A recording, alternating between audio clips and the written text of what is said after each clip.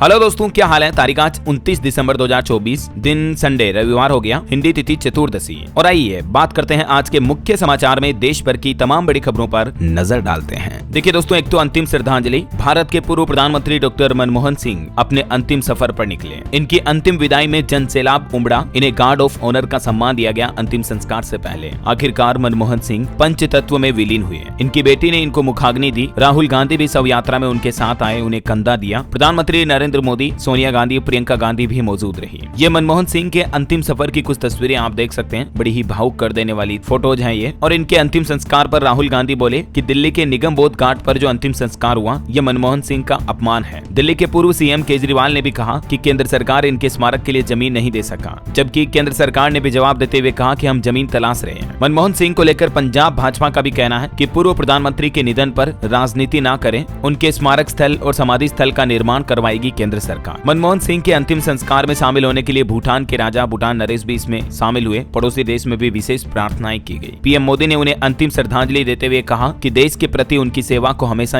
याद रखा जाएगा। तो कुछ यूं अंतिम सफर संपन्न हुआ डॉक्टर मनमोहन सिंह का। ईश्वर उनकी आत्मा को शांति दे। चलिए आगे बढ़ते हैं अब अपन खबरों में दोस्तों। देखिए, पहली बड़ी खबर आ रही है, बीएसएनएल के तकरीबन 19,000 एम्प्लॉइज की नौकरी जा सकती है, क्योंकि टेलीकॉम डिपार्टमेंट ने वित्त मंत्रालय से दूसरी वीआरएस की मंजूरी मांगी है। इसके बाद कैबिनेट की सहमति जरूरी होगी और अगर ये मंजूरी मिल जाती है तो बीएसएनएल में काम करने वाले हजारों कर्मचारी नौकरी से विदा हो सकते हैं। वहीं भूकंप पर खबर आ रही दोस्तों। जम्मू कश्मीर की घाटी में लगातार दूसरे दिन भी भूकंप के झटके लगे। कल भी रिएक्टर स्केल पर तीव्रता 4.0 थी। गनीमत रही कि जान माल का नुकसान नहीं हुआ। और एक अपडेट आ रहा राजस्थान की चेतना, जो कि 5-6 दिन हो गए बोरवेल में फंसी हुई है। रेस्क्यू ऑपरेशन अभी भी जारी है। 170 फीट गहराई में खुदाई कर रहे हैं अब जवान। जिला कलेक्टर बोले कि यह राजस्थान का सबसे मुश्किल ऑपरेशन है। परिवार वालों ने प्रशासन पर लापरवाही के आरोप भी लगाए। राजस्थान के कोटपुतली में जो बोरवेल में फंसी हुई थी चेतना नामक ये लड़की, तो इसका रेस्क्यू ऑपरेशन अभी भी चल रहा है। और एक बड़ी दुख भरी खबर तो ये सामने आई दोस्तों की राजस्थान के बाद अब मध्य प्रदेश के गुना में भी बोरिंग के खुले गड्ढे में गिर गया एक मासूम बच्चा। अब इसका भी रेस्क्यू ऑपरेशन जारी है। देखिए आप ये तस्वीरें, 10 साल का बच्चा बोरवेल में गिरा। अभी ये 39 फीट पर ही फंसा हुआ है। 4 जेसीबी से इसकी भी खुदाई हो रही है। एनडीआरएफ की टीमें टनल बनाना भी शुरू कर चुकी है। हालांकि अभी तक एक अच्छी बात यह है कि ये बच्चा तो मात्र 40-39 फीट पर ही अटका हुआ है, ज्यादा गहराई में नहीं गया है। उम्मीद है कि देर रात तक या कल सुबह तक रेस्क्यू ऑपरेशन में ये बच्चा सुरक्षित निकल जाए। मैं आपको आए दिन कहता रहता हूँ दोस्तों कि आपके नजदीक आसपास घर में, गांव में, खेत में, कहीं पर भी अगर आपको खुला बोरवेल नजर आता है तो प्लीज उसे या तो ढक दें या उस पर कोई बड़ा सा पत्थर रख दें। खुला ना रखें उसको, ताकि ऐसे मासूम बच्चों के गिरने की घटनाएं ना हो, है ना। चलिए अगली खबर देखिए दोस्तों। प्रधानमंत्री नरेंद्र मोदी ने भारतीय ग्रैंड मास्टर डी गुकेश से मुलाकात की। विश्व शतरंज विजेता बनने पर इनको बधाई भी दी और पीएम मोदी को भी गुकेश ने एक खास तोहफा दिया। ये शतरंज का बोर्ड आप देख सकते हैं। अभी डी गुकेश दुनिया के सबसे यंगेस्ट वर्ल्ड चेस चैंपियन बन चुके हैं। मेनी कांग्रेट्स गुकेश को। चलिए अगली बड़ी खबर किसान आंदोलन पर आ रही दोस्तों। 31 दिसंबर तक किसान नेता डल्लेवाल को हॉस्पिटल में एडमिट करवाएं। सुप्रीम कोर्ट ने पंजाब सरकार को अब सख्त आदेश जारी कर दिया है और किसान नेताओं की भी क्लास लगाई सुप्रीम कोर्ट ने। तो डल्लेवाल पर सुप्रीम कोर्ट ने सख्त आदेश जारी करते हुए कहा कि ये कैसे किसान नेता जो चाहते हैं वे मर जाएं, और पंजाब सरकार को भी कहा कि 31 तारीख तक उन्हें हॉस्पिटल में शिफ्ट करें। दोस्तों, किसान नेता जगजीत सिंह डल्लेवाल 33 दिन से खनौरी बॉर्डर पर आमरण अनशन पर बैठे हुए हैं। 1 महीने से भी ज्यादा हो गया है। और अभी डल्लेवाल से मिलने जम्मू कश्मीर के क्लाइमेट एक्टिविस्ट सोनम वांगचुक भी पहुंचे, जो भी अनशन में रह चुके हैं। ये तस्वीरें आप देख सकते हैं, है ना। वैसे अभी किसानों का प्लान है 30 दिसंबर को पंजाब बंद रखेंगे वो। किसान नेता पंधेर बोले कि मेडिकल और जरूरी सेवाएं तो चालू रहेगी, लेकिन बस, रेल समेत पेट्रोल पंप वगैरह सब कुछ बंद रहेगा, क्योंकि किसानों ने अपनी मांगों को लेकर 30 दिसंबर को कल ही पंजाब बंद रखने की घोषणा की है। और इसी संबंध में किसान मजदूर संघर्ष कमेटी के नेता शरवण सिंह पंधेर ने एक वीडियो संदेश भी जारी किया लोगों के लिए। इस दरमियान दोस्तों पंजाब में कल क्या क्या चीजें चालू रहेगी, क्या क्या बंद रहेगी, इस बाबत भी किसानों ने डिटेल शेयर किए, देख सकते हैं आप। पेट्रोल पंप, गैस एजेंसियां वगैरह बंद रहेगी, तो आप अपनी गाड़ी में तेल वगैरह आज ही फुल करवा लें। बाकी किसानों का कहना है कि कल तो पंजाब बंद रहेगा 30 तारीख को। फिर नए साल में 4 जनवरी 2025 को खनौरी बॉर्डर पर विशाल किसान महापंचायत का आयोजन भी होगा और इस किसान महापंचायत को अनशन कर रहे किसान नेता डल्लेवाल संबोधित करेंगे, है ना। वैसे अभी पंजाब में किसान बंद के चलते पंजाब यूनिवर्सिटी की कल 30 तारीख को होने वाली परीक्षाओं को भी स्थगित किया गया। अब 31 दिसंबर को होंगे ये पीयू के एग्जाम। वहीं मणिपुर राज्य पर भी बड़ी खबर आ रही। मणिपुर राज्य में हिंसा फिर से बढ़ने लगी। लगातार 5वें दिन गोलीबारी की घटना हुई। इसमें एक महिला और पत्रकार भी घायल हो गया। मुख्यमंत्री बोले कि कुकी उग्रवादियों ने शांति सद्भाव पर हमला किया। इससे एक दिन पहले कल एक पुलिसकर्मी भी घायल हो गया था। तो ये दोस्तों मणिपुर राज्य में लगभग महीने भर शांति रहने के बाद फिर से कुकी मैते समाज के बीच हिंसा का माहौल पैदा हो गया। चलिए खबर आ रही है अयोध्या में रामलला के दर्शन का क्रेज देखिए आप। नए साल 2025 से पहले अयोध्या के लगभग सभी होटल बुक हो चुके हैं और अभी मंदिर प्रशासन ने नव वर्ष पर भक्तों की भीड़ को देखते हुए दर्शन का समय भी बढ़ा दिया। लगभग 1-2 घंटे घंटा एक्स्ट्रा दर्शन करवाए जाएंगे अब अयोध्या के राम मंदिर में, है ना। वहीं बजट 2025 पर खबर आ रही है कि साल 2029 तक डाक विभाग को मुनाफे में लाने का प्लान बनाया है। वित्त मंत्री से मिले केंद्रीय मंत्री ज्योतिरादित्य सिंधिया और उन्होंने ये प्रस्ताव भी रखा है। चलिए खबर देखिए दोस्तों, बांग्लादेश और भारत के बीच तनाव चल रहा है। इसी बीच भारत से बांग्लादेश ने चावल भी खरीदा है। 27,000 टन चावल की खेप बांग्लादेश के चटगांव पहुंची और इसके बाद बांग्लादेश ने भी बोला कि भविष्य के संकट से बचने के लिए ये जरूरी है। भारत से अभी बांग्लादेश ने 2 लाख टन चावल खरीदने का फैसला लिया है। चलिए खबर है दोस्तों, प्रधानमंत्री नरेंद्र मोदी आज सुबह 11 बजे मन की बात कार्यक्रम को संबोधित करेंगे। देश विदेश के लोगों के साथ अपने विचार भी साझा करेंगे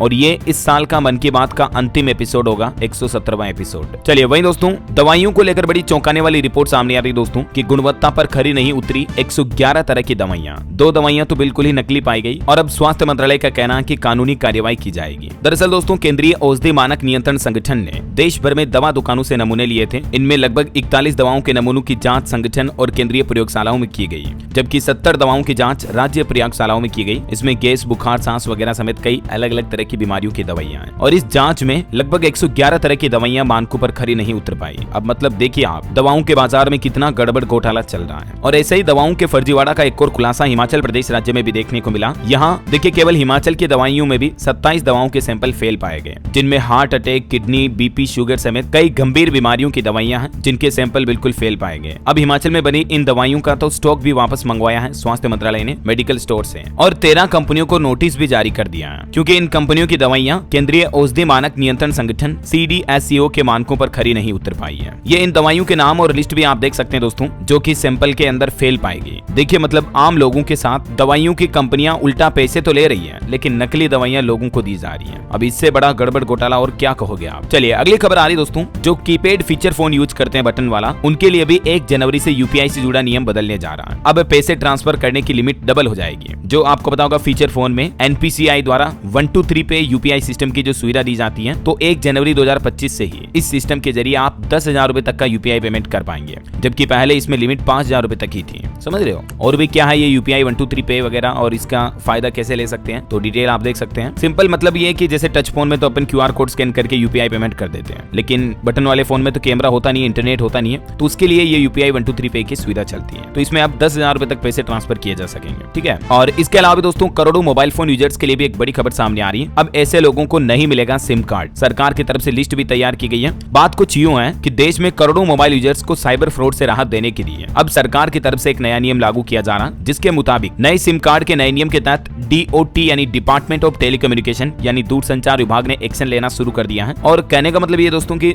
जिन लोगों के नाम पर पहले सिम कार्ड में फर्जीवाड़े हुए हैं, जिनके सिम कार्ड को सरकार ने किसी कारणवश ब्लॉक कर दिया है, ठीक है, जो लोगों को फ्रॉड मैसेज भेजते थे या उनके साथ साइबर धोखाधड़ी करते थे, तो ऐसे लोग जिनके नाम पर पहले सिम कार्ड ब्लॉक हो चुके हैं, तो ऐसे लोगों को अगले 3 साल तक नया सिम कार्ड नहीं मिल पाएगा, उन्हें ब्लॉक कर दिया जाएगा इस सिस्टम से। सभी टेलीकॉम ऑपरेटर्स के साथ सरकार ऐसे सभी यूजर्स का डेटा लिस्ट भी जारी करेगी, ताकि उन लोगों को दोबारा सिम कार्ड जारी नहीं होगा। ये नया नियम 2025 से लागू होने जा रहा है, समझ रहे हो। और इसके अलावा भी नए साल से PF से जुड़े भी 5 नए नियम बदलने जा रहे हैं। पहला तो ATM की तरह आपको PF में पैसा निकालने की सुविधा मिलेगी। दूसरा, PF में कंट्रीब्यूशन की लिमिट को भी सरकार बढ़ाने जा रही है। तीसरा, PF में इक्विटी की लिमिट भी बढ़ जाएगी। चौथा, PF पेंशन को देश के किसी भी बैंक के किसी भी ब्रांच से पेंशन की धनराशि को विड्रॉल करने की यानी निकालने की सुविधा मिलेगी। और पांचवा, हायर पेंशन के विकल्प की आखिरी तारीख को भी सरकार ने बढ़ाकर 31 जनवरी 2025 कर दिया है, ठीक है। तो ये PF से जुड़े 5 नए नियम भी 2025 से लागू होने जा रहे हैं। इसके अलावा भी दोस्तों 1 जनवरी 2025 से हमारे देश में कई सारे नियमों को सरकार बदलने जा रही है। काफी चीजें महंगी सस्ती भी होगी। मैंने आपको DLS न्यूज पर अभी एक दिन पहले वीडियो बताया था, 1 जनवरी 2025 से क्या महंगा क्या सस्ता होगा। मोबाइल रिचार्ज, बिजली बिल, शराब, पेट्रोल, डीजल, गाड़ियां वगैरह समेत क्या चीजें महंगी होगी, क्या सस्ती होगी, ठीक है। तो इसकी जानकारी आप इस वीडियो में देख लीजिएगा। और इसके अलावा कई सारे नए नियम भी लागू होने जा रहे हैं, जैसे बैंक लोन पर नया नियम, आधार कार्ड से जुड़े नियम बदलने जा रहे हैं, प्राइवेट नौकरी, सरकारी नौकरी करने वालों के लिए भी नए नियम। तो इन सभी नियमों के वीडियो भी आपको DLS न्यूज चैनल पर मिल जाएंगे। जब भी फुर्सत में हो, शाम के टाइम पर या शाम को आप जब भी बाजार से वापस घर आते हो नौकरी से, जॉब से, तो टाइम निकाल कर थोड़ा ऐसी काम की खबरों के वीडियो को देख लिया करो। नए साल से पहले ये सभी अपडेट जान लेना, ताकि आपको मतलब एक इंपॉर्टेंट इन्फॉर्मेशन मिलती रहे और आप अप टू डेट रहो, समझ रहे हो। सिर्फ इंस्टाग्राम की रीलें देखने में, रील्स स्क्रॉल करने में टाइम वेस्ट मत किया करो। मोबाइल है, इंटरनेट है, डेटा है, तो इनका थोड़ा सही इस्तेमाल भी कर लिया करो। देखो मैं तो आपका छोटा भाई होने के नाते मेरा फर्ज है, इसीलिए आपको ये बता रहा हूँ। बाकी आजकल तो कौन सुनता है ये बातें और कौन मानता भी कौन है। बहरहाल अपनी बातें करेंगे ढेर सारी कभी। फिलहाल अपन दोस्तों आज के मौसम समाचार पर नजर डाल लेते हैं। और एक बात और याद दिला दूं आपको, अगर आप DLS न्यूज चैनल पर पहली बार आए हैं और चैनल को अभी तक सब्सक्राइब नहीं किया ना दोस्तों, तो फिर इसे सब्सक्राइब करके बेल आइकन भी भी जरूर दबा दो। और बाकी आपका मन करे, दिल करे तो एक लाइक और शेयर भी कर देना, ताकि आप अपने डीएलएस भाई के साथ रोजाना जुड़े रहेंगे और हम एक दूसरे के साथ ऐसी काम की महत्वपूर्ण जानकारियां शेयर करते रहेंगे। चलिए फिलहाल मौसम अपडेट की बात करते हैं। तो देखिए, मध्य प्रदेश में तूफान के साथ ओलावृष्टि और पंजाब, हरियाणा, चंडीगढ़, उत्तर प्रदेश और राजस्थान में छिटपुट बारिश और घने कोहरे की चेतावनी जारी की है मौसम विभाग ने। अभी बर्फबारी की वजह से जम्मू कश्मीर श्रीनगर लेह हाईवे भी बंद हो गया। बारिश की वजह से दिल्ली में 15 साल और अजमेर में 14 साल का रिकॉर्ड टूट गया। इतनी तेज बारिश हुई, सर्दियों में बावट की बारिश। यूपी में स्कूल बंद पड़े हैं, मध्य प्रदेश में ओले भी गिरे। कुछ और अलग अलग राज्यों के मौसम के अपडेट देखिए आप। राजस्थान में भी आंधी और बारिश की घटनाओं में 2 लोगों की जान चली गई। धौलपुर में पेड़ और कच्चे मकान धराशायी हो गए, मतलब गिर गए। जोधपुर में भी कोहरे की वजह से 2 कारें टकराई, एक्सीडेंट की घटनाएं देखी गई। इधर मध्य प्रदेश में आज भी बारिश और ओले गिरने का अलर्ट है। 2 दिन में 42 जिलों में पानी बरसा, किसानों का मंडियों में रखा अनाज भी भीग गया। वहीं दोस्तों, हरियाणा सरकार ने भी फसलों के नुकसान की रिपोर्ट मांगी है। मुख्यमंत्री नायब सिंह सैनी बोले कि सभी जिला अधिकारी डीसी को निर्देश जारी कर दिए हैं, क्योंकि हरियाणा के 5 जिलों में ओले गिरने की वजह से किसान भाई लोगों की फसलें बहुत ज्यादा बर्बाद हो गई हैं। तो इसीलिए हरियाणा सरकार ने अब ये किसानों के हित में अच्छा आदेश जारी किया है। इधर उत्तर प्रदेश में भी देखिए दोस्तों, जोरदार बारिश हुई। झांसी, नोएडा में ओले गिरे, 20 शहरों में बरसात देखी गई। काशी में बाबा विश्वनाथ को उड़ाई गई मखमली रजाई भी।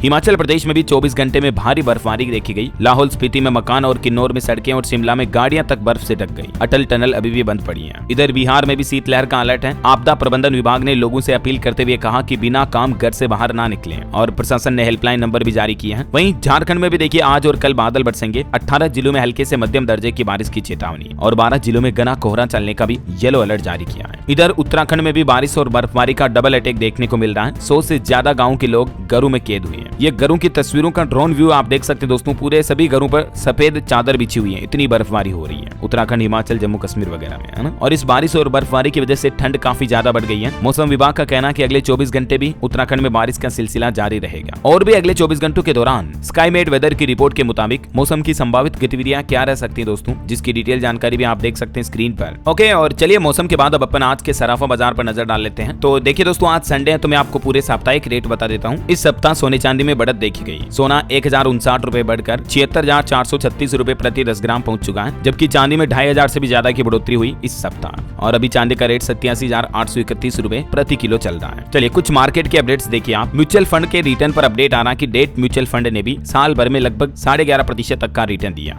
ये कम रिस्क वाले म्यूचुअल फंड होते हैं, साथ ही स्टेबल रिटर्न के लिए बेहतर ऑप्शन माने जाते हैं। मतलब आपको बैंक एफडी वगैरह से काफी अच्छा रिटर्न मिल जाता है जो डेट म्यूचुअल फंड होते हैं ना, उनमें। ये कुछ नाम और लिस्ट भी देख सकते हैं आप म्यूचुअल फंड कंपनियों के, जिन्होंने एक साल में कितने प्रतिशत तक का रिटर्न दिया। HDFC, Nippon India, SBI, long duration वगैरह वगैरह, है ना। और वैसे निवेशकों के लिए भी खबर है, अगले सप्ताह ओपन होगा इंडो फार्म इक्विपमेंट का IPO, जिसमें आप 31 दिसंबर परसों से लेकर 2 जनवरी तक निवेश कर पाएंगे। वहीं एक कंपनी डील पर अपडेट आ रहा, अल्ट्राटेक ने स्टार सीमेंट में 8.5% तक की हिस्सेदारी और खरीदी है, और अब अल्ट्राटेक की कुल हिस्सेदारी 21.84% हो चुकी है। सीमेंट सेक्टर में अब 36% शेयर बिरला का और अदानी ग्रुप का हो चुका है। चलिए मार्केट के बाद आगे बढ़ते हैं अपन खबरों में दोस्तों। देखिए अगली खबर, दिल्ली में पीएम मोदी की होने वाली रैली रद्द हुई। आज 29 दिसंबर को प्रधानमंत्री दिल्ली आने वाले थे, लेकिन अब नहीं आएंगे, 5 जनवरी को दिल्ली आएंगे, क्योंकि पूर्व प्रधानमंत्री मनमोहन सिंह जी के निधन के चलते पीएम मोदी के दिल्ली कार्यक्रम की तारीख में बदलाव किया है। बाकी आज से ही वो दिल्ली में विधानसभा चुनाव अभियान की शुरुआत करने वाले थे, और यहाँ देश के पहले semi high speed train corridor के तीसरे फेज का भी उद्घाटन करेंगे पीएम मोदी अब 5 तारीख को। वहीं दिल्ली मेरठ RRTS के आनंद विहार और न्यू अशोक नगर स्टेशनों का भी उद्घाटन करेंगे। चलिए अगली खबर देखिए, राजस्थान की भजन लाल सरकार ने बड़ा फैसला लिया है। गहलोत राज में बने 9 जिले और 3 संभाग को खत्म कर दिया है। आपको पता होगा दोस्तों, राजस्थान के पूर्व मुख्यमंत्री अशोक गहलोत, जो कि पिछली सरकार के कार्यकाल में थे, उन्होंने राजस्थान में कई सारे नए जिले बनाए थे अपने कार्यकाल के अंतिम साल के दौरान।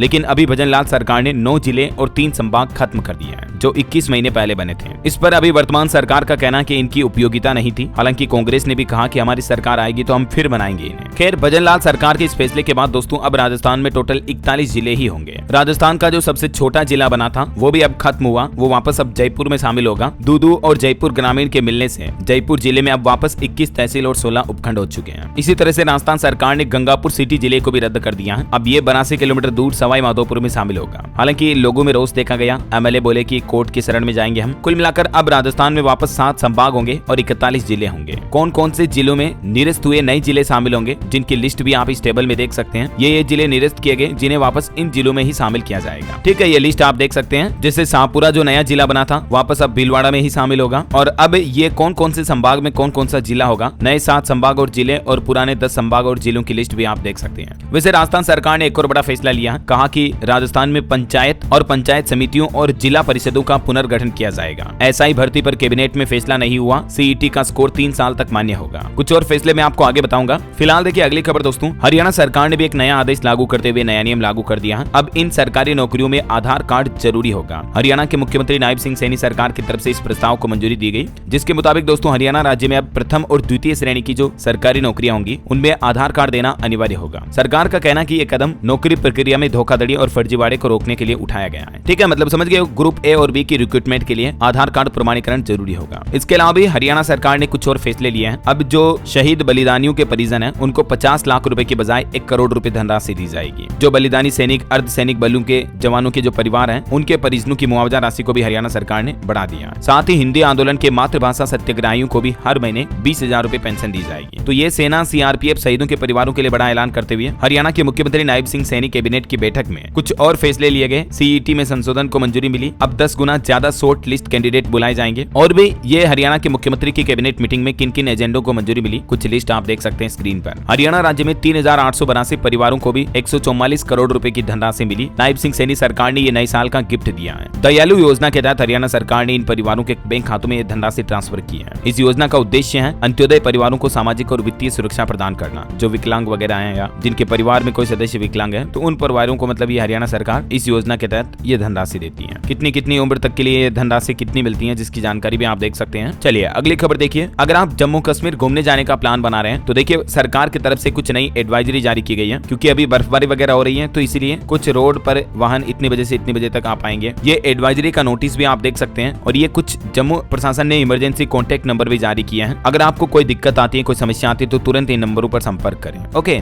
वहीं दिल्ली वासियों के लिए एक अपडेट आ रहा दोस्तों। 31 दिसंबर की रात 8 बजे से कन्नॉट प्लेस में प्रवेश पर प्रतिबंध रहेगा। दिल्ली पुलिस की तरफ से एडवाइजरी जारी की गई, क्योंकि नए साल के जश्न के लिए लोगों की भीड़ काफी उमड़ेगी, इसलिए कन्नॉट प्लेस में वाहनों पर प्रतिबंध रहेगा इस रूट पर। वहीं खबर आ रही दोस्तों कि दिल्ली में आम आदमी पार्टी की महिला सम्मान योजना की भी जांच की जाएगी। दिल्ली के एलजी बोले कि नागरिकों की निजी जानकारी जुटा रहे हैं, कानून तोड़ने वालों पर पुलिस एक्शन ले। चलिए अगली खबर आ रही है। एएनएम और आशा वर्कर घर घर जाकर ढूंढेंगे अब टीबी के मरीज। उत्तर प्रदेश में मुख्यमंत्री योगी आदित्यनाथ सरकार ने टीबी उन्मूलन अभियान को लेकर कई नए निर्देश जारी किए हैं। यूपी राज्य में अब मतलब घर घर जाकर जो आंगनबाड़ी कार्यकर्ता है वो टीबी मरीजों का पता लगाएंगे। अगले 100 दिन तक ये विशेष अभियान चलेगा, है ना। वहीं खबर है दोस्तों, उत्तर प्रदेश परिवहन विभाग में भी 20,000 नई बसों का बेड़ा जोड़ा जाएगा। 23 अत्याधुनिक बस स्टेशन भी विकसित किए जाएंगे नए साल 2025 के दौरान। कई इलेक्ट्रिक बसों का संचालन भी होगा। उत्तर प्रदेश के मेरठ शहर में भी 2025 में सूरत बदलने वाली है, क्योंकि यहाँ नमो भारत, वंदे भारत समेत ट्रेनों का नेटवर्क तो बढ़ेगा ही, साथ ही सड़कों का नेटवर्क भी बढ़ाया जाएगा। 2025 में यूपी मेरठ में ये डेवलपमेंट का प्लान है। और वहीं खबर है दोस्तों, सीमा हैदर और सचिन मीना के नाम पर बिहार राज्य में एक बड़ा फर्जीवाड़ा हुआ। 4 लोगों ने मिलकर 100 करोड़ का चूना लगाया। बिहार के दरभंगा में ये बेहद हैरान करने वाला मामला सामने आया है। अरुणाचल प्रदेश की पुलिस ने 2 भाइयों को गिरफ्तार भी कर लिया है। बताया गया कि आरोपियों ने पाकिस्तान की चर्चित महिला सीमा हैदर और उसके पति सचिन के फर्जी फोटो, आधार कार्ड, पैन कार्ड और जीएसटी नंबर का इस्तेमाल कर 100 करोड़ रुपए का फर्जीवाड़ा किया है। ये मतलब सीमा सचिन की डिटेल के नाम पर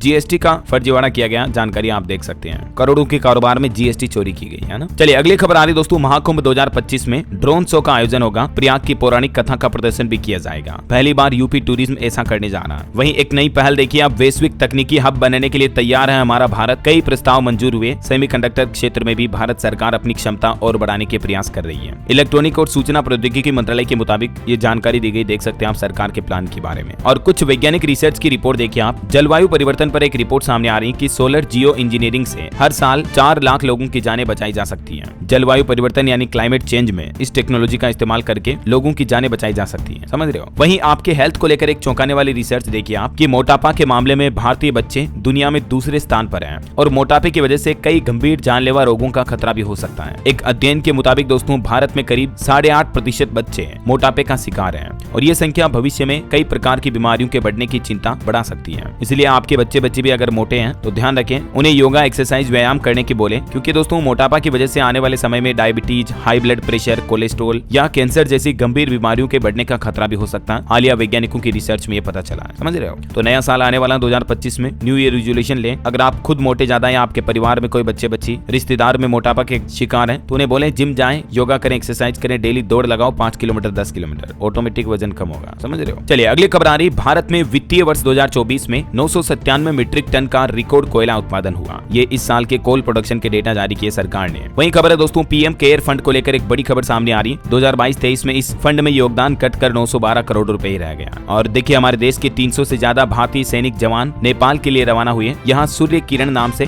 भारत नेपाल सेना के बीच अभ्यास चल रहा, तो इसमें भाग लेंगे। चलिए अगली खबर देखिए। वोडाफोन आइडिया के निवेशकों के लिए अच्छी खबर सामने आई है। ग्रुप ने 11,650 करोड़ का कर्ज चुका दिया है। तो आप कल सोमवार को इसके स्टॉक पर भी जरूर नजर रखें। वहीं म्यूचुअल फंड्स पर भी रिपोर्ट सामने आ रही है कि जमकर पैसा लगा रही भारतीय महिलाएं भी म्यूचुअल फंड में। 2024 में म्यूचुअल फंड सेक्टर में भी महिला निवेशकों की संख्या 2.5 गुना तक बढ़ी है। कहीं ना कहीं देखिए मतलब महिलाएं भी इंडिपेंडेंट आत्मनिर्भर हो रही है हमारे देश में, है ना। चलिए रेल यात्रियों के लिए बड़ा अपडेट सामने आ रहा है दोस्तों। भारतीय रेलवे 1 जनवरी 2025 से रेलवे के कुछ नए टाइम टेबल लागू करने जा रहा। कई सारी ट्रेनों के समय में बदलाव किया जाएगा, कुछ ट्रेनों के नंबर भी बदलेंगे। ठीक है, तो अब आप नव वर्ष में रेलवे टिकट बुक करने से पहले एक बार रेलवे के ऑफिशियल पोर्टल पर जरूर चेक कर लें। वहीं खबर है नया साल आने से पहले भारत के लिए एक और खुशखबरी आई। सरकार और आम आदमी सभी को इसका फायदा मिलेगा। दरअसल एक रिपोर्ट सामने आ रही है भारतीय अर्थव्यवस्था को लेकर। इंडिया की इकोनॉमी अच्छी ग्रोथ करेगी, जिससे कि विदेशी निवेश के मोर्चे पर भारत में काफी अच्छा फॉरेन इन्वेस्टमेंट आपको देखने को मिलेगा। समझ रहे हो? तो ये भारत सरकार के लिए भी अच्छी बात है और देश के ग्रोथ और तरक्की के लिए भी अच्छी बात है। अगर इंडिया में विदेशी लोग निवेश करते हैं तो इससे एटलीस्ट इंडिया की जीडीपी बढ़ेगी। यहाँ नए नए कल कारखाने उद्योग धंधे लगेंगे तो लोगों को रोजगार भी मिलेगा, है ना। चलिए अगला अपडेट आ रहा। भारतीय अंतरिक्ष एजेंसी इसरो ने कल सोमवार को प्रक्षेपित किए जाने वाले space docking experimental mission SpaDeX को लेकर सभी तैयारियां पूरी कर ली हैं। कल शाम को 9:30 के समथिंग इस मिशन को लॉन्च किया जाएगा। वहीं खबर है थर्ड आई एशियाई फिल्म महोत्सव का 21वां संस्करण 10 से 16 जनवरी 2025 तक मुंबई और महाराष्ट्र ठाणे में आयोजित किया जाएगा। भारत के लिए एक और अच्छी बात है, भारत ने क्वांटम टेक्नोलॉजी में यूजी माइनर भी लॉन्च किया। इसे अखिल भारतीय तकनीकी शिक्षा परिषद और राष्ट्रीय क्वांटम मिशन द्वारा संयुक्त रूप से तैयार किया गया। चलिए खबर है दोस्तों, धीरूभाई अंबानी की 92वीं जयंती के मौके पर हजारों परिवारों को तोहफा दिया। 5000 छात्रों को 2-2 लाख रुपए तक स्कॉलरशिप के रूप में दिए गए। 2 साल पहले रिलायंस फाउंडेशन की चेयरपर्सन नीता अंबानी ने 50,000 छात्रों को ये स्कॉलरशिप देने का ऐलान किया था। तो तब से हर साल 5,000 स्टूडेंट को ये स्कॉलरशिप दी जाती है रिलायंस फाउंडेशन की तरफ से। मतलब समझ गए हो? ये स्कॉलरशिप की ज्यादा डिटेल आप देख सकते हैं स्क्रीन पर। कल जो 28 तारीख थी ना दोस्तों, ये एक बहुत ही स्पेशल दिन था हमारे देश में, क्योंकि इसी दिन धीरूभाई अंबानी और रतन टाटा सर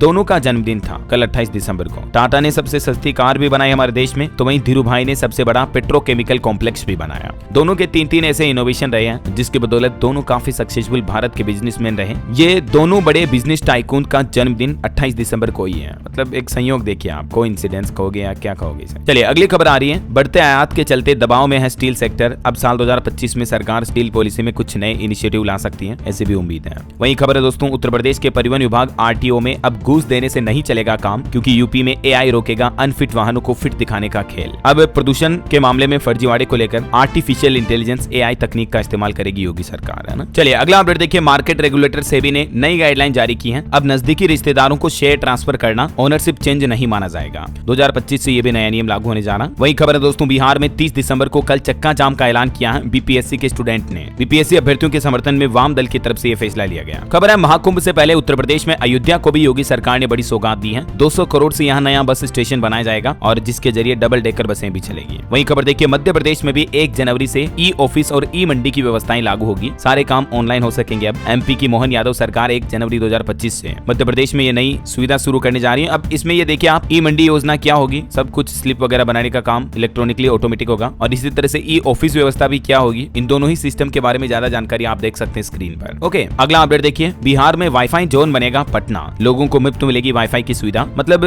पटना से ही बिहार सरकार ये नई पहल शुरू करने जा रही है। अब क्या होगा कि कई जगहों पर ये वाईफाई जोन लगाए जाएंगे, 15 अलग अलग जगहों पर, जहां आसपास के एरिया में लोग बाग फ्री इंटरनेट का इस्तेमाल कर पाएंगे, है ना। और खबर है दोस्तों, एप्पल कंपनी ने अभी मैकबुक पर 33,000 रुपए तक का ऑफर निकाला है। 10,000 रुपए तक अतिरिक्त डिस्काउंट वगैरह भी आप ले सकते हैं 2024 खत्म होने से पहले। एप्पल की तरफ से ये अमेजोन पर अच्छी खासी डील मिल रही है मैकबुक एयर पर। और खबर है 24 फरवरी 2025 को पीएम मोदी करेंगे जीआईएस योजना का उद्घाटन। मध्य प्रदेश के मुख्यमंत्री बोले कि व्यवस्था में कोई कमी ना करें। चलिए दोस्तों कुछ और स्टेट न्यूज अपडेट देख लेते हैं फटाफट से। देखिए मध्य प्रदेश में बजट में सरकार देगी युवाओं के रोजगार की रिपोर्ट भी। धार्मिक स्थल, गोवंश, ई परिवहन, झुग्गी मुक्त शहर और हेल्थ सेक्टर पर भी बजट का फोकस रहेगा। मतलब डॉक्टर मोहन यादव सरकार अपने आने वाले बजट को लेकर ये प्लानिंग बनाए हैं। वहीं खबर है मध्य प्रदेश में मुख्यमंत्री तीर्थ दर्शन योजना के लिए आवेदन की प्रक्रिया शुरू हो चुकी है। 28 जनवरी तक का मौका है, तब तक एमपी के लोग आवेदन कर सकते हैं। और खबर देखिए छत्तीसगढ़ में निकाय और पंचायत चुनाव 15 जनवरी के बाद होंगे, नए मतदाताओं को भी जोड़ा जाएगा। खबर है छत्तीसगढ़ में रद्द हो सकती है आरक्षक भर्ती परीक्षा भी। गृह मंत्री विजय शर्मा बोले कि सभी जगहों पर जांच होगी, गड़बड़ी मिलने पर इसे कैंसिल करेंगे। वहीं देखिए छत्तीसगढ़ में बनेगा राज्य का पहला फार्मास्यूटिकल पार्क। नवा रायपुर में सरकार ने 142 एकड़ जमीन भी दी है। और छत्तीसगढ़ में बड़ी बिल्डिंगों के निर्माण को लेकर भी एक नया नियम लागू हो चुका है। 24 साल बाद नियमों में यह बदलाव हुआ। हाई राइज के नियम बदले, 70 नहीं बल्कि 60% जमीन छोड़नी होगी। इससे फ्लैट बढ़ेंगे और फ्लैटों की कीमतें भी घटेगी। विष्णुदेव साय सरकार की तरफ से ये फैसला लिया है। चलिए खबर है दोस्तों, उत्तर प्रदेश में आगरा में 7 जनवरी को आएंगे रक्षा मंत्री राजनाथ सिंह। यहाँ 3 दिवसीय राज्य सम्मेलन में 75 जिलों के शिक्षक भी शामिल होंगे। वहीं खबर है, यूपी में किसानों को अब फार्मर रजिस्ट्री करवाना अनिवार्य होगा। ऑनलाइन या मोबाइल ऐप से कर पाएंगे, तभी आपको किसान सम्मान निधि योजना का फायदा मिल पाएगा। मैंने आपको इसके बारे में डिटेल जानकारी बताई भी थी पहले DLS न्यूज चैनल पर। और खबर है दोस्तों, यूपी लखनऊ के चिकनकारी और जरी जरदोजी को भी अंतर्राष्ट्रीय पहचान मिलेगी। हॉस्पिटैलिटी और एजुकेशन में एक्सपोर्ट का एक नया केंद्र बनेगा। और खबर है, यूपी अयोध्या में 14 जनवरी से डबल डेकर बसें चलेगी। परिवहन मंत्री दया शंकर सिंह ने घोषणा की है। यूपी के काशी से एक बड़ी दुखद दर्दनाक घटना देखिए दोस्तों। काशी के करोड़पति साहित्यकार का वृद्धाश्रम में निधन हो गया है। 9 महीने पहले इनको इन्हीं के बेटा और बेटी ने घर से बाहर निकाल दिया। हद तो अब हो गई कि इनकी जान जाने के बाद भी अंतिम संस्कार में इनका परिवार, इनके बेटा बेटी नहीं आए। देखिए मतलब, जबकि ये बहुत बड़े ज्ञानी साहित्य इतिहासकार रह चुके हैं। 400 से ज्यादा किताबें लिखी है इन्होंने। इनकी किताबों के कुछ टाइटल और नाम भी आप देख सकते हैं। क्या कहोगे दोस्तों, घोर कलयुग आ चुका है। 80 साल के उम्र के पापा का अगर बेटा बेटी साथ नहीं दे रहे हैं तो क्या काम की उनकी जिंदगी। धिक्कार है ऐसी लाइफ पर तो, जबकि इनकी खुद की संपत्ति 80 करोड़ से ज्यादा है। उस संपत्ति को भी हड़प लिया बेटा बेटी ने, ठीक है, और अभी इनका साथ भी नहीं दिया, घर से बाहर निकाल दिया, वृद्धाश्रम में छोड़ दिया। अभी तो ये भगवान को प्यारे हो गए हैं। क्या कहोगे दोस्तों आप ऐसे बेटा बेटी के बारे में, कमेंट करके बताओ देखिए मुझे। वहीं खबर है, यूपी लखनऊ में व्यापारियों ने ऑनलाइन दवा बिक्री सिस्टम का भी विरोध किया। बोले कि नकली दवाइयां सप्लाई हो रही है ऑनलाइन और इसके चलते मेडिकल वालों का व्यापार भी चौपट हो रहा है। और खबर देखिए, बिहार के समस्तीपुर में ट्रेनिंग के बाद 1752 लोगों को प्रमाण पत्र मिला। लघु उद्यमी योजना की पहली किस्त भी मिली। वहीं बिहार में एक नया सिस्टम भी लागू होने जा रहा। ऑटो और ई रिक्शा के जो जितने भी पुराने परमिट हैं वो रद्द होंगे। अब पटना में भी सीमित संख्या में जारी होगा नया परमिट। बिहार पटना में फिलहाल ऑटो परिचालन के लिए 14,000 पुराने परमिट जारी किए गए, लेकिन इनसे भी पुराने जो पहले से बने हुए परमिट है वो रद्द होंगे। वहीं खबर है दोस्तों, नव वर्ष 2025 के सेलिब्रेशन के चलते 31 दिसंबर की रात से ही सड़क से लेकर होटल, क्लब वगैरह सभी की कड़ी सुरक्षा बढ़ाई जाएगी। बिहार के अलग अलग शहरों में 5-5 हजार से भी ज्यादा जवान तैनात होंगे। अच्छा, रेलवे से खबर आ रही, झारखंड में 1 जनवरी से टाटा से कई ट्रेनों का समय बदलेगा। पुराने समय से 5 मिनट से 1.5 घंटे तक का अंतर होगा। और पंजाब के बठिंडा में कल एक बस दुर्घटना हो गई थी, आपको पता होगा। बस नाले में गिर गई थी, उसमें 8 लोगों की जान चली गई थी। तो उनके मृतकों के परिजनों को पंजाब की भगवंत मान सरकार ने 3-3 लाख रुपए का मुआवजा देने की घोषणा की है। वहीं केंद्र की नरेंद्र मोदी सरकार ने भी 2-2 लाख रुपए की अलग से सहायता राशि देने का ऐलान किया है। चलिए खबर है, उत्तराखंड में भी नववर्ष के मौके पर 24 घंटे खुले रहेंगे hotel, restaurant. New year celebration के लिए आ रहे पर्यटकों को देखते हुए पुष्कर सिंह धामी सरकार ने निर्णय लिया, आदेश भी जारी हुआ। और खबर है दोस्तों, 100 दिनों के लिए मध्य प्रदेश इंदौर में भी शुरू हुआ ऊर्जा साक्षर सिटी अभियान। इसके तहत लोगों को जागरूक किया जाएगा। चलिए कुछ एजुकेशनल खबरें देख लेते हैं अपन फटाफट से। देखिए, यूजीसी नेट दिसंबर परीक्षा के लिए एडमिट कार्ड जारी हो चुके हैं। ऑफिशियल पोर्टल से डाउनलोड कर लीजिएगा। और बिहार बोर्ड के 12वीं के एडमिट कार्ड भी जारी हुए। 10 जनवरी से शुरू होंगे 12वीं क्लास के प्रैक्टिकल एग्जाम भी। राजस्थान में भी आरपीएससी ने 2025 के एग्जाम का पूरा कैलेंडर जारी कर दिया है। 31 डिपार्टमेंट में भर्तियां होगी। मध्य प्रदेश में भी साल 2025 में 15,000 पदों पर रिक्रूटमेंट होगी। कर्मचारी चयन मंडल ने प्रक्रिया भी शुरू की। 15 परीक्षाओं का कैलेंडर जारी किया। ये अलग अलग एग्जाम वाइज डिटेल भी आप देख सकते हैं, कितनी कितनी पोस्ट होगी। वहीं मध्य प्रदेश में कर्मचारी चयन बोर्ड ग्रुप ने 5 भर्ती परीक्षाओं का नोटिफिकेशन भी जारी कर दिया है, जिनके 30 दिसंबर कल से आवेदन शुरू हो जाएंगे और इनमें लास्ट डेट रहेगी 15 जनवरी 2025। ठीक है। इसके अलावा देखिए, राजस्थान के लाखों युवाओं के लिए बड़ा तोहफा। अब सीईटी एग्जाम को बार बार देने की जरूरत नहीं होगी। अब 3 साल तक मान्य होगा सीईटी का एग्जाम, जो कॉमन एलिजिबिलिटी टेस्ट होता है ना सरकारी भर्तियों के लिए। तो उसकी वैधता को, वैलिडिटी को, जो पहले 1 साल थी, उसको राजस्थान की भजनलाल सरकार ने 3 साल तक बढ़ाने का फैसला किया है। तो इस बदलाव से राजस्थान के लाखों युवाओं को लाभ मिलेगा, जो कि सरकारी नौकरी की तैयारी कर रहे हैं, है ना। वैसे सरकारी नौकरी पर भी एक अपडेट आ रहा है। बैंक ऑफ बड़ौदा में 1267 पदों पर भर्ती निकली है। इसमें भी आवेदन शुरू हो चुके हैं। लास्ट डेट रहेगी इसकी 17 जनवरी 2025। ठीक है, तब तक आप आवेदन कर सकते हैं। चलिए अंतर्राष्ट्रीय न्यूज पर बड़ी खबर देखिए। अजरबैजान में जो प्लेन क्रैश की घटना हुई, उस पर रूस के राष्ट्रपति पुतिन ने माफी मांगी। हालांकि उन्होंने जिम्मेदारी नहीं ली। रूसी अधिकारी बोले कि यूक्रेन पर जवाबी कार्रवाई के वक्त हमारे एरोस्पेस में था ये प्लेन। और चलिए दोस्तों, अंत में अपन आज के राशिफल पर नजर डाल लेते हैं। देखिए, मेष राशि वालों को बिजनेस में तरक्की के योग दिख रहे हैं। धनु राशि के लोगों का रुका हुआ पैसा भी मिल सकता है। मेष और वृष राशि वालों को प्रमोशन मिल सकता है। धनु राशि के लोगों की आर्थिक स्थिति में भी सुधार होगा। और भी कुछ अलग अलग राशियों का राशिफल आप देख सकते हैं स्क्रीन पर। और हाँ दोस्तों, आज मैं आपसे कोई माइंड क्विज क्वेश्चन नहीं पूछने वाला हूँ। आप ये बताओ कि आपके राज्य में, शहर में अभी ठंड कैसी पड़ रही है, बारिश, ओलावृष्टि वगैरह भी हो रही है या नहीं, कमेंट करके बताओ, देखे मुझे माहौल कैसा है। और बाकी तो इस वीडियो को लाइक और शेयर करना, DLS न्यूज चैनल को सब्सक्राइब करके बेल आइकन जरूर दबा देना, रोजाना ऐसी इन्फॉर्मेटिव काम की खबरें देखते रहने के लिए। ओके, ख्याल रखिएगा अपने आप का, अपने परिवार का। मिलेंगे अगले नेक्स्ट अपडेट में, तब तक के लिए जय हिंद, जय भारत, वंदे मातरम।